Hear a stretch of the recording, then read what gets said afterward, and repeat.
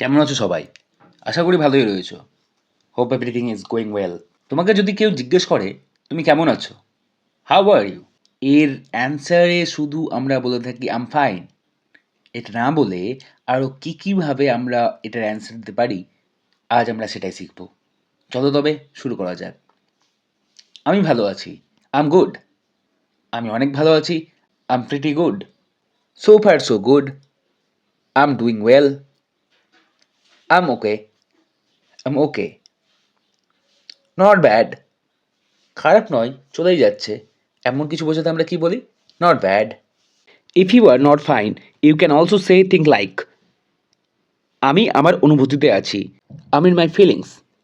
I mean my feelings. It's often used to describe a situation where someone is feeling upset, sad, or even angry about something that has affected them deeply. এটি প্রায় এমন একটি পরিস্থিতি বর্ণনা করতে ব্যবহৃত হয় যেখানে কেউ বিচলিত, দুঃখিত, এমনকি এমন কিছুর জন্য রাগান্বিত যা তাদের উপর গভীর প্রভাব ফেলেছে। এছাড়াও আমরা বলতে পারি I am depressed. See you next time. Till then, keep practicing, keep smiling, and take care. Bye.